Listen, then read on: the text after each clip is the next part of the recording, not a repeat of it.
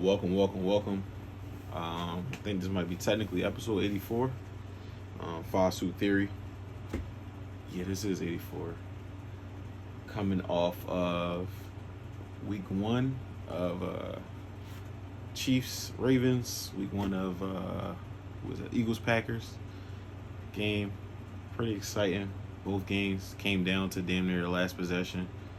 Even though the Packers shit was kind of cooked, Eagles kind of held the ball the last, a few whatevers.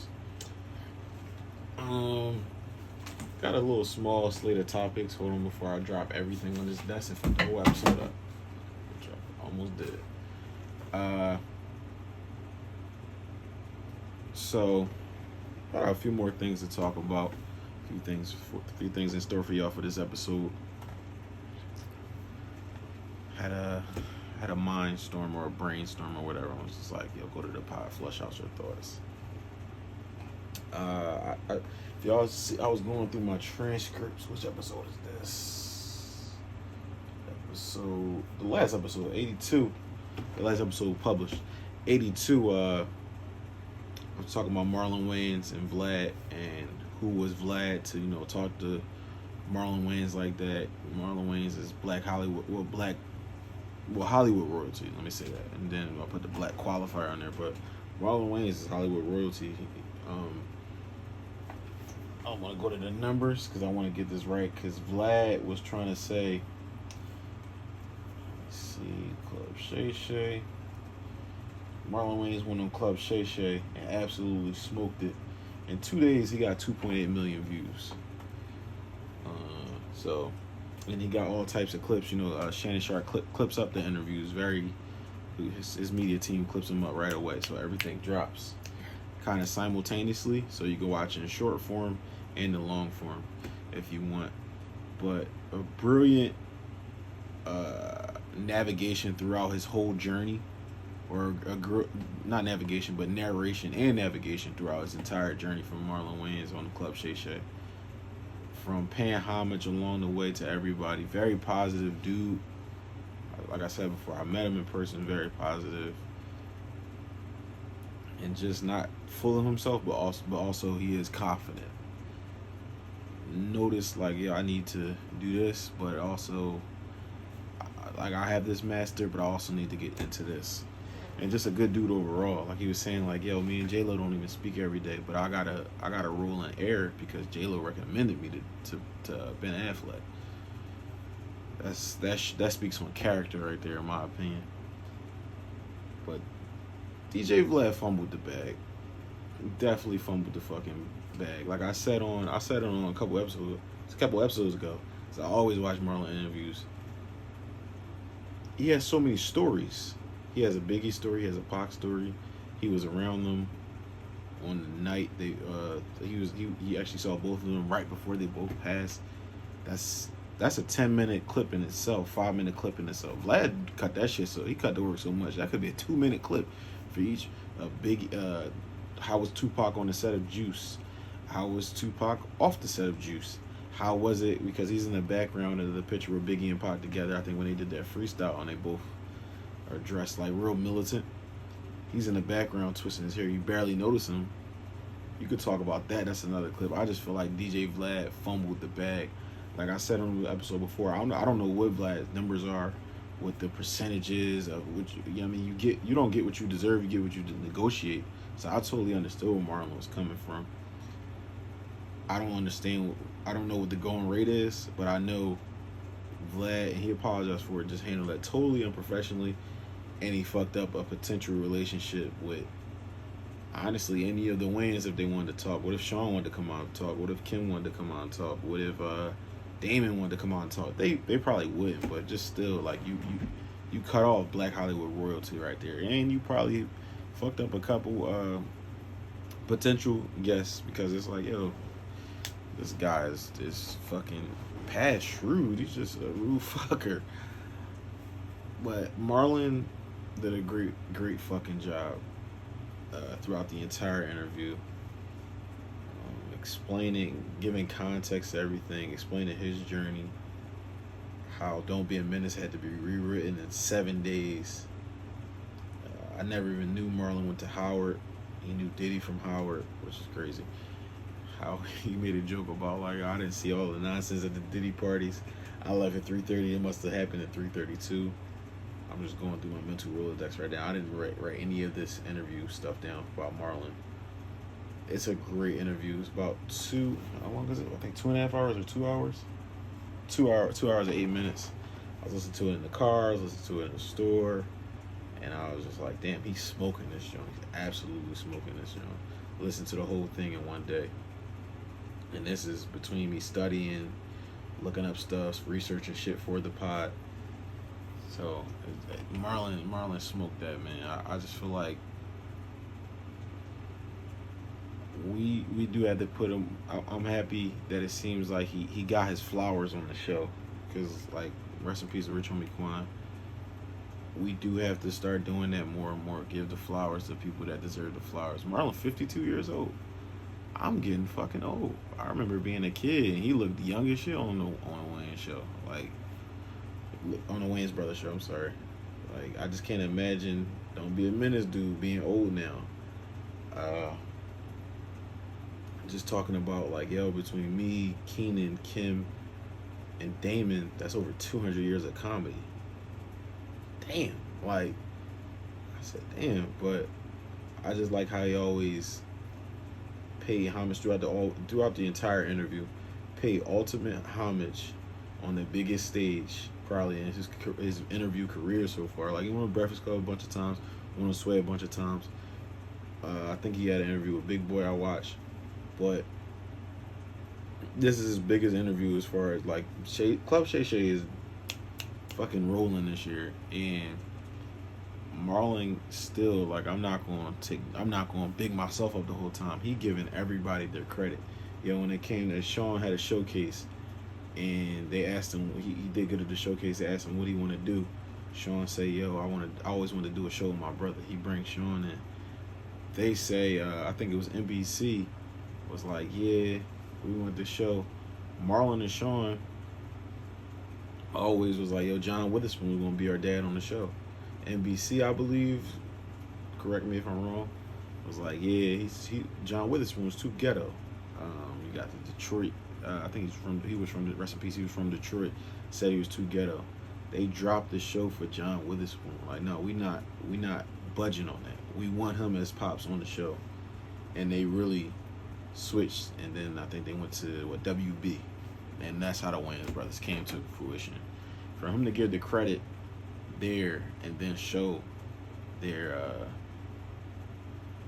character, like, yo, no, we this is who we told we gonna have on the show. He agreed. This is our vision. You can't stick off you can't trail afar from the vision. What else?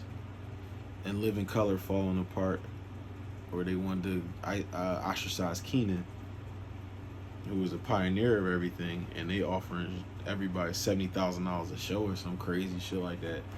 And Marlon said something that was very important, very profound, from a person coming from the projects with all them people in the house and whatnot, and such humble beginnings, and saying he's still my brother after the show. And I think that we got to get back to that in the culture.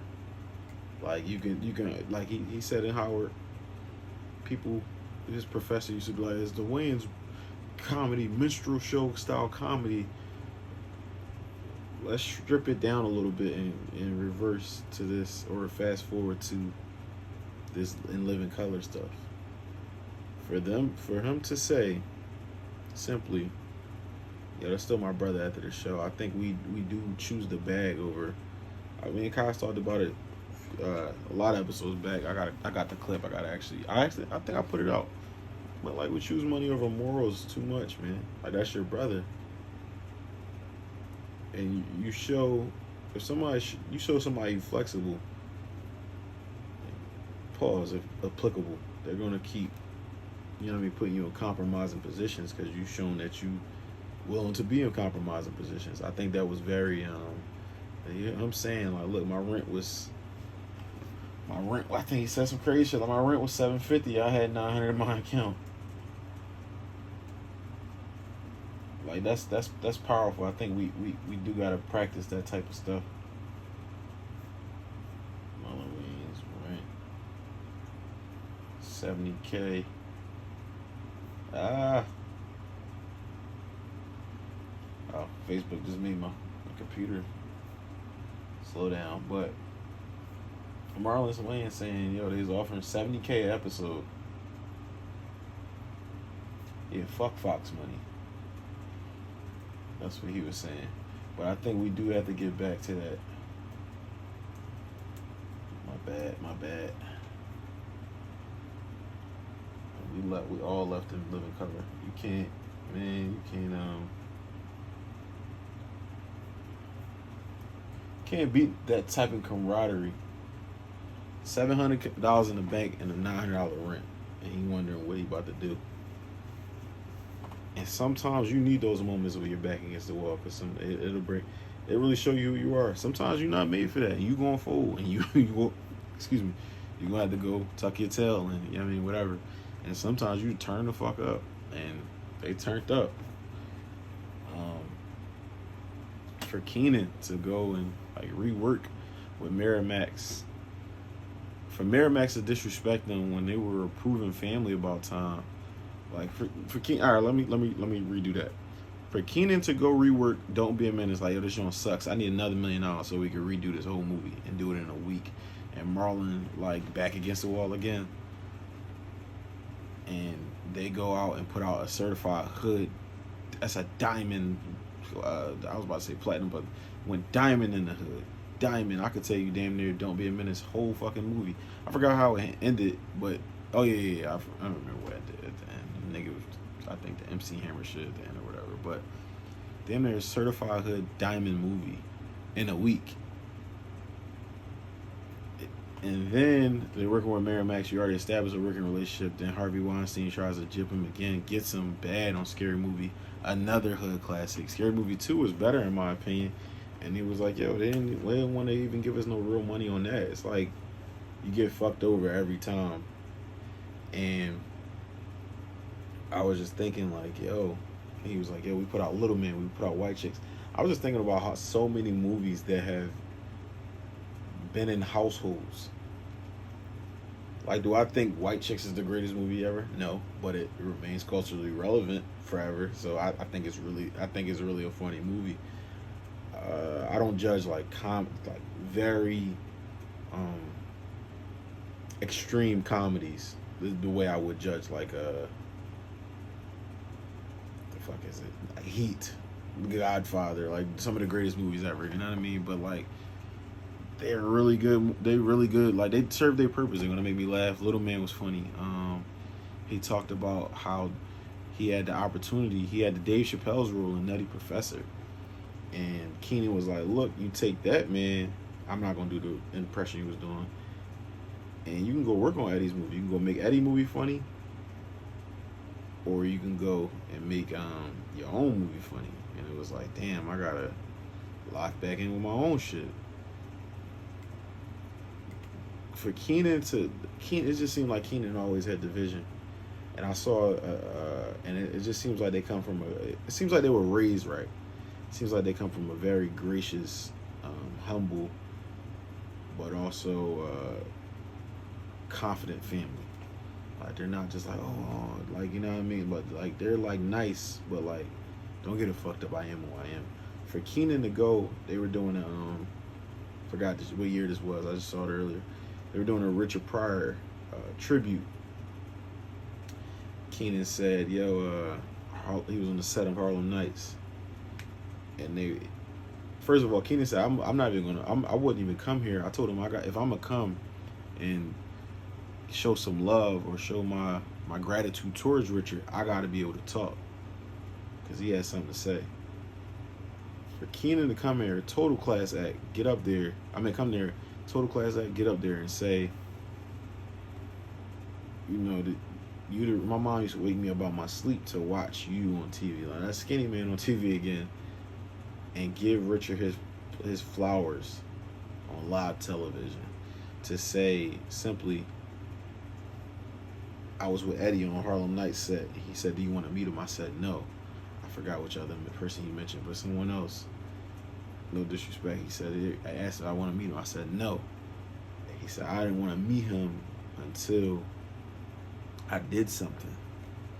He said, so I want to meet you right now. Nice to meet you. And we walked over to him, and I was like, damn, like didn't even meet him yet, and like it's like a confession in it. I've seen Richard on the stage at the Comedy Store, and I remember Arsenio saying, yo, man, I'll introduce you. You want to meet him? I said, no. I remember going to the set of Harlem Nights, and Eddie going, come on, man, I'll introduce you. I said, no.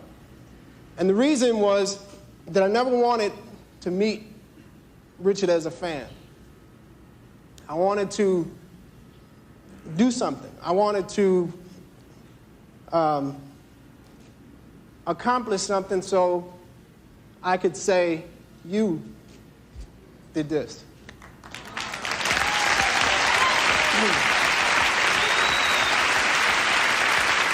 So now, I'd like to meet you.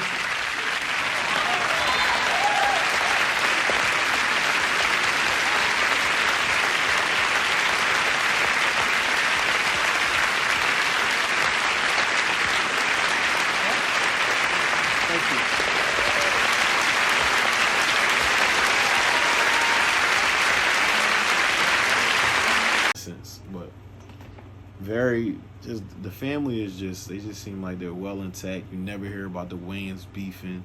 You never hear about them biting each other back out in interviews. You never hear about, honestly, them being fucking broke. Marlon talking about how his parents' deaths affecting him, how he's, you know, just pretty much a humble dude as far as he don't have material possessions like that. Him going through with a trans daughter, son situation, like him having to accept it, and that was the hardest moment of his life outside of his parents passing. It was just action-packed, bro. Like, action-packed, jewel-packed. And once again, Vlad fucked up. Like, I don't... Vlad's arrogance is just insane, bro. Like, insane, bro. I don't get that one. But, like, yeah, man. Keenan had the vision. I think that's someone, while he's alive, we need to get a working documentary going on for Keenan.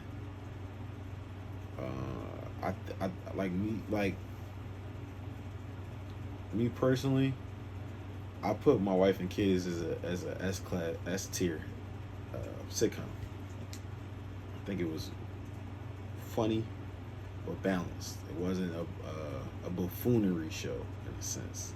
The closest thing to that was Junior, and it'll always be checked like, yo, you're dumb as shit, but everybody knows a fucking Junior. So yeah, I really like My Wife and Kids. I really like Damon. Like, that's my favorite Wayans brother. But yeah, man, Keenan, that's very powerful for him to have that vision, stick through it, be the pioneer, for him to tell the dad, like his dad was they're saying Marlon was like, yeah, my dad was super homophobic, and he was like, yeah, you're not going to that actor school or, you know, the performing arts school. And Keenan was like, yes, he is. He's gonna go there, and if you stop him, you gotta deal with me. Marlon gonna say, that's when I knew my dad was a bitch. Like, nah, it's like, not to say the hierarchy changed. I think a lot of the problem is you can't change the position that God gave to someone. Like, you can't change this. You're that's the parent and you're the son. But at a certain point, that's a natural order of things. There will be a changing of the guard where I gotta tell you slipping off, or you know what I mean, you off a little bit. And I thought that was very powerful for him to instill in his little brother, like, no, I got your back. I take that bullet from him. For him to say, yo, you're going to Howard, I got you, I'm gonna pay for it. And he was fucking up. He had like a 1.6, he said. And he was like, yeah, you gonna pay for it, you gonna fuck up my money. And he was like, yo, I came back 3.6, I'm paying. So, I mean, it's just, it was nepotism and the more money on the more money thing, but it wasn't. He was like, yo, you gotta make these white people laugh. You know what I mean? But you gotta make me laugh. That's what Damon told him. He's like, that's more important. Cause the white people easy to make laugh, like. But he said he did the audition, and Damon came out. He was like, well, how I do? He's like, well, you made the white people laugh. But he got the role. So it's like for you to take it serious, because a lot of motherfuckers is simply like, my brother did it, or my brother's supposed to, and it's like, yeah, I'm gonna put you on, but do some work. Like, do some work. It seemed like it seemed like Sean is a little bit more in the back. Well, I think Sean actually does stand up. Like, do some work. Marlon does the work. For Marlon to say, yo, I turn around and Eddie's my idol, I had to turn him down for the Nutty Professor. But I'll say about a decade later, Norbit opportunity comes and he takes it up. And Eddie's doing makeup. I think he says makeup was like 3 to 5 hours or some shit like that on Norbit. He was like, so they was like, let's film something. He said, I did the whole power tap shit by myself. I was one of the funniest person in the movie too. Did the whole routine by myself. And he was like, I left the room because I didn't want to see Eddie's reaction. I was nervous. He said, all I hear is Eddie with that laugh, cracking the fuck up. Like, that gotta be a great feeling. You know what I mean? That has to be a great fucking feeling. The interview was very feel good because you see somebody getting their flowers, you see somebody describing going from a boy to a man, you see somebody fulfilling their dreams. That's what it is. You see somebody that seems fulfilled just across the board. It seems like he's doing what he want to do in life. It seems like he's accepted, you know, the unfortunate passing of both of his parents that instilled the morals, values, and principles that he has in himself outside of his siblings instilling their own, you know, things of that nature. But yeah, you see somebody that just sounded fulfilled, man. He sounded like a very secure and fulfilled person. For him to say like, yo, I drive a 94 Range Rover. I was in my head like, yo, this nigga is getting his ass whipped on maintenance because they don't last that long. But he's like, he only got 50,000 miles or some shit. But he said he got he got a Tesla and a Range Rover. It's like, dog, the interview put a smile on my face, and I was happy because it's really like, I tune into Vlad sometimes, but it really be on my mind like, yo, fuck Vlad, bro. You can't use people like lab rats, bro. They're human beings, bro. For him to, it just, once again, like I said before, for him to do that with the Eerie Spears interview and bring up Marlon, like, he was just, for no disrespect to myself, I think I'm the shit.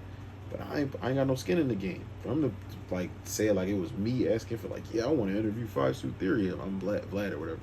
I want to interview Five Suit Theory. He was acting like Marlon was me asking like, yeah, I need 40% and 40,000 or 30% and 40,000. Nigga, that's Marlon fucking Wayans, bro. You gonna clip this shit up? You gonna make? This the thing about Vlad. You gonna clip? You gonna put out a long format video a week or two after you run at least 15 clips of the shit. You getting your 40 off the clips. Are you mad he's getting paid in perpetuity like you? And then, God forbid, is anytime soon, you know how random this shit is. When Marlon dies, the nigga gonna run a rewind thing of the same shit. So you hitting a double bubble, and then the death, we all know how death goes. The shit pops up more. Like, you get more streams from that. So it's like, bro, you probably, over the lifetime of the interview, bro, you're probably gonna make over $1 million, bro. He has too many key names that he can speak on in stories, in depth, and proof, not just out his ass like, yeah, you know, because I actually met Muhammad Ali. No, he's speaking of, he might even met Muhammad Ali, but he's speaking of true stories that are proven fact. Marlon has not got caught in a lie like someone else that went on Club Shay Shay earlier this year. But anyway, he is in these interviews giving jewels, gems, funny stories, funny recounts, funny behind the scenes banter. He's best friends with Omar Epps. That's a whole nother thing. Like, come on, bro. It's like it was a good investment. It was an easy investment.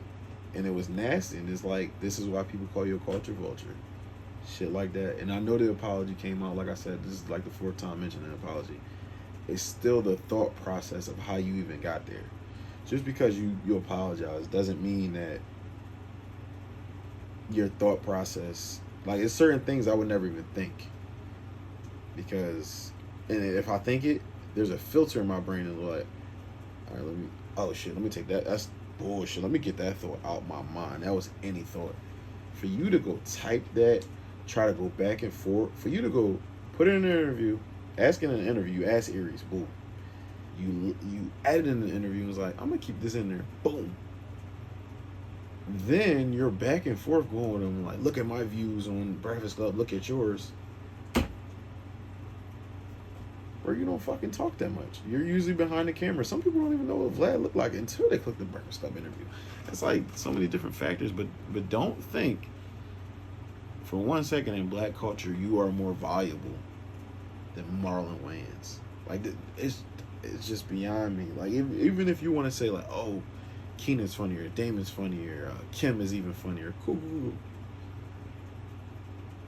Nigga, that last name still means something in that business. Like, he doesn't have to he doesn't have to do what Keenan did because Keenan already laid the blueprint. He doesn't have to already go do what Damon did because they already paved the way for him. And that's actually tough on his behalf to have some thorough ass older brothers behind like that. Like, nasty, bro. Nasty work. But great fucking interview. Great fucking interview, man. I don't even know if he mentioned Vlad throughout the interview. There's so many jewels in that 2 hours and 8 minutes. Just if you want to hear someone just go on how his childhood molded him and how his brother shed light on that family, how his parents being both faithful in their own way as far as religious faith, how that helps him cope on certain days of feeling sad or whatever. That's a great interview, man. Fulfilled. I didn't even think of that too. I did the fucking show, but fulfilled. Marlon scenes fulfilled in that joint. Marlon scenes fulfilled. So congratulations to Marlon on everything. I like the Chris Rock stand up too. Something I forgot the name of the Marlon stand up. Let me see. God, I think it says some God. Let me see. Marlon stand up.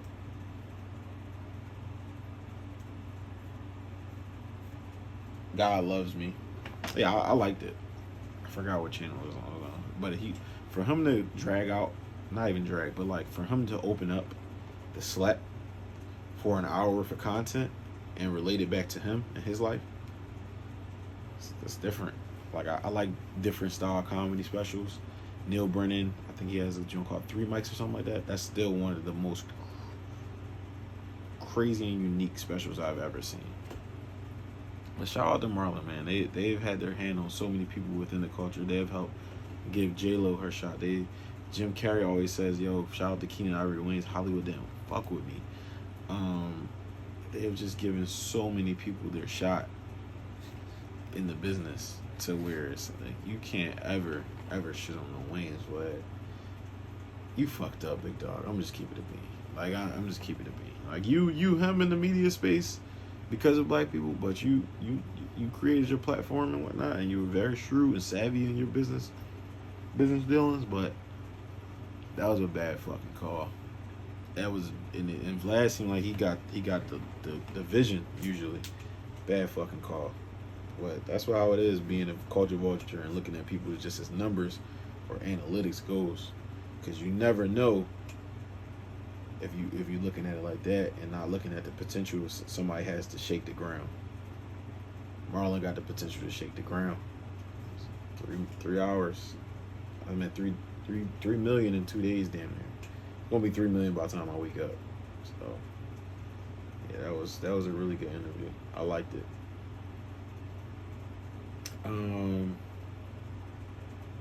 I didn't address it on the last episode, That was damn. I went on that long about Marlon Wayans. That could be his own episode.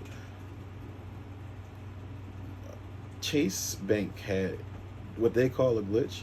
I think that shit was not the technical legal term of entrapment, but I think it was a trap for y'all niggas.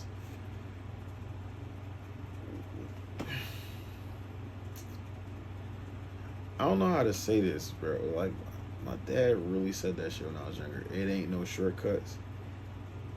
And 99.9% of the time, I think he's right. I think he's totally right. Like,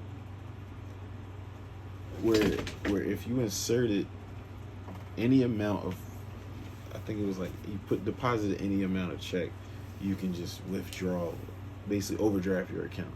Let's say I would deposit a check for $500. It could be a fucked up check or anything. I deposit to myself, and I could go withdraw for $50,000. It would let me overdraft for the whatever amount. I don't even know how this works because you got to go to multiple ATMs, I think, because you got ATM maximum withdrawals per day. I don't know how this shit was working. But allegedly people was online with like negative 20,000 in their account, negative 30,000 and shit like that, all these type of adjustments. And it's just like, bro, ain't no shortcut. PUA is never happening again. If PUA happens again, the economy's, we're done. Like, y'all might as well go to the army or some shit. Because the reason everything's so fucking expensive now, bro, is because of PUA, SPA, all that. They overstimulated the economy. So, PUA's never happening again, bro. And realistically, there ain't no free money out here. Just keep it a bean. Just keep it a bean. Speaking of economy and stuff like that, I am exhausted by politics. And we are still 2 months away from the election. I am exhausted. Everybody wants to talk out their ass. Everybody wants to speak from this. I'm unbiased, but we could tell where you're leaning. Everybody wants to. It's just very fucking annoying. America's cooked. Israel is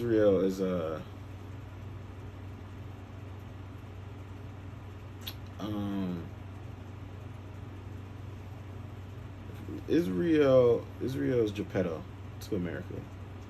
I don't know what they have on us, but I know they have their hand in our backs. I believe they're the technical term is ventriloquist. They're the ventriloquists in a situation. I believe that's the technical term. I'm not looking it up. If I'm wrong, I'm just ignorant. I'm sorry. But each way, they're going to support Israel. Israel's been in our pockets for decades, literally. Osama bin Laden called this out in about 92, 94, or 96. One of them. He wrote like a letter to America. It's been out for a minute. But it's cooked, bro. It's cooked. It is cooked. It is super cooked. I'm just exhausted. I'm tired of the back and forth slander. I'm tired of the push for. I saw Tyrese speaking on politics the other day, like Democrats this, Democrats that, and it's just like, bro. Okay, we had the Michael Rubin thing. Do I think he was coming from a genuine spot? Yes.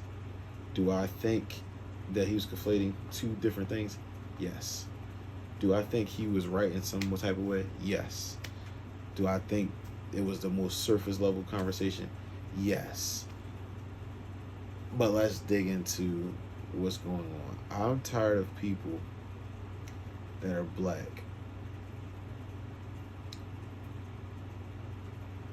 picking on black people for the sake of picking on black people, and they aren't boots on the ground. You know, when Tyrese went on Shay Shay and was like, yeah, black people are the most fragmented, and it's like, bro, shut the fuck up, bro. Shut up. I swear to God, you don't help with black image. And it's not to say Tyrese is a criminal or anything, but it's just like, bro, shut the fuck up. You look insane almost every time we see you, bro. You don't help black image, bro. You don't help black image. I don't understand. Like I just don't understand. And then he had the thing with Ben Crump where he was just speaking, but it was just like he already pissed me off with the the black people fragmented thing, and at first I was like, no, he right, and then Chad was like, yo, what, Russell, he was like, y'all mad at Tyrese too. And I was like, well, Russell Wilson gonna have to say it, like, you know what I mean, like, I don't know, because I do think sometimes when somebody says something, it might be right or whatever, and we might attack the messenger, like, oh nigga, you was just crying over your baby mom, but I think Pastor Carl Day said something that was so right, and I had to back off my stance. I'm going to quote, this is a tweet he said on August 30th, 2024. I'm going to skip the first part. He said, I'm mad he was like, Chad was like, y'all mad at Tyrese, or he said, but yes, I'm mad every time. Fake caring about the status of black people, black person. The part-time awareness of black people that are doing nothing to improve us. It's corny. That's with any of us that are hypocritical to the uniting us. It's corny to keep diagnosing what's wrong with our people when none of those people mentioned share the same journey as us in America. And every black person that makes our people hate each other, then go back to entertaining the same things that keep us fractured, support it, and carry out the work of it, then complain again, are the problem. You would have thought this nigga was James Baldwin. No cap. Perfectly fucking said. Because we're the easiest target, bro. We are the easiest target. Like, do we do some drawing ass shit? Yes. Yes.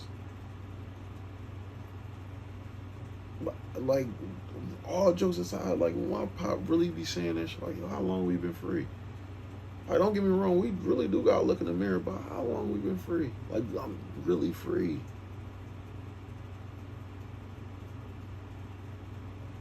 So it's like, yeah, nigga, you gonna be fragmented, bro. Cause you getting that. It's the same thing of making a cage around a thing for a dog or something.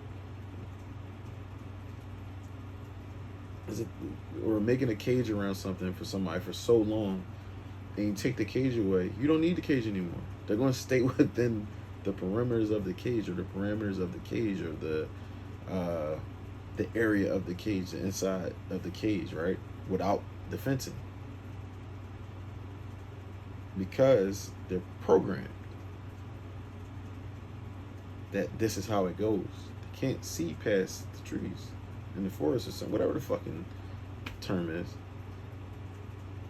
So for people to be like, yeah, black people this, black people that, black people have had a very, very, very, very unique, this is not subjective, tough,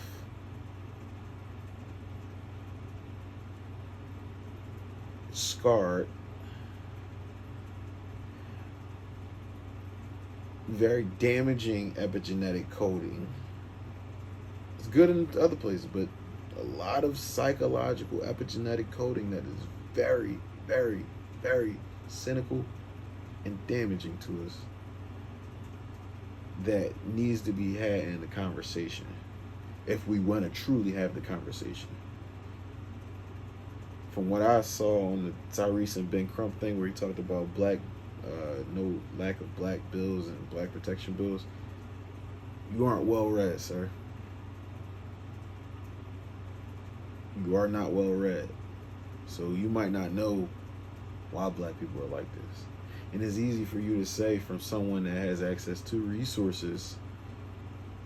I understand Tyrese came from limited resources, but for someone to, make it out, you don't know what it's like no more. Tyrese has been Tyrese longer than he hasn't at this point. And this is why Umar said what he said. What's the infrastructure? Because if y'all niggas not setting up no infrastructure, y'all kind of gotta stop speaking on them people, because on the people of the poor working class black people, poor or working class black people, because y'all not of it no more, and y'all not setting up nothing for them to improve. So now you just talking shit, and you more white adjacent than you are black at that point. That's just how I feel. That's just me. Like it's shout out to Carl, because it's no, you're a fucking hypocrite at that point, bro. Like if you not doing nothing to actively improve, and you just niggas all niggas and niggas, I can make a whole show and look like Uncle Ruckus up here. There's some shit to complain about with niggas for sure. But what am I doing?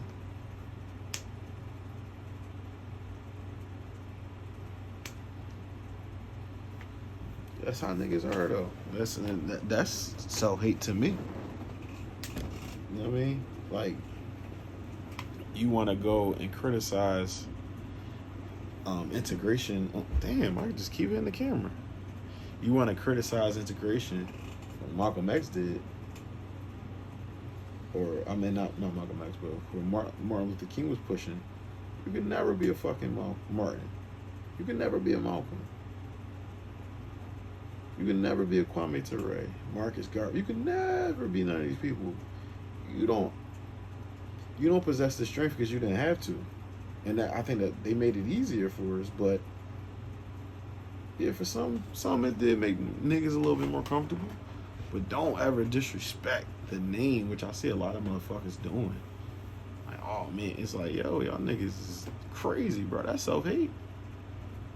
Because who are you? What have you done?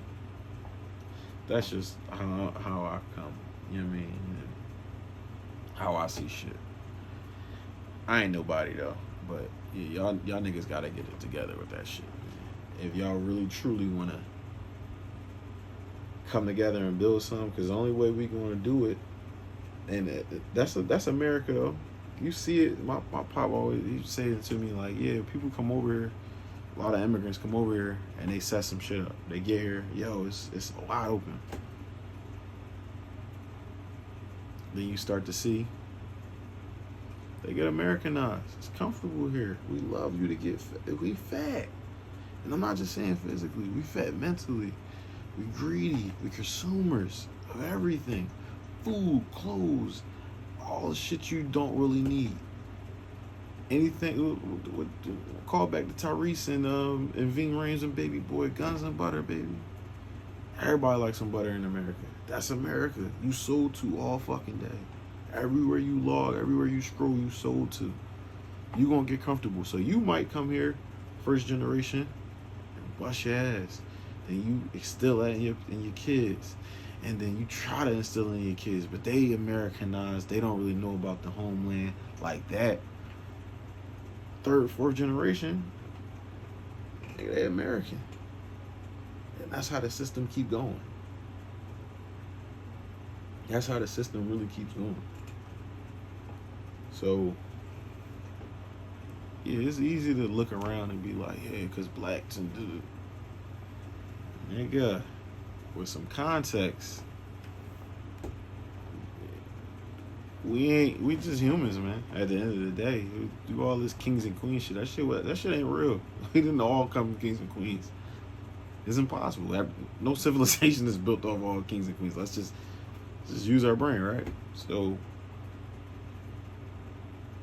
I just can't. I can't get down with the bashing of black people every chance y'all get though. If y'all not boots on the ground, that's just me. And I get annoyed. You know I think the boy Tony was the boy, but he was trying to actually shed light on black people. But off TikTok, black people, like, we be drawn. We be drawn. And I know I'm fucking up the grammar, the vernacular, whatever. Quote unquote, we be drawn. But although we are running out of time, or may have ran out of time in a sense, don't you be drawn? Like, look at yourself and recognize how flawed you are. And think about your advantages you might have had along the way. And I'm saying this from the perspective of a teenage parent household. Like I said, nigga, I know if I had older parents, I might be booked somewhere. I might be in the army somewhere. Not to say that's a bad thing for the army, but like, I'm just a totally different person. or the Air Force or whatever. Like, I'm not me without my parents being young and being relatable, because I know since a kid, I just thought I was smart. Like, I just always had in my mind, like, I know what's going on. I'm aware. I always try to be aware of shit.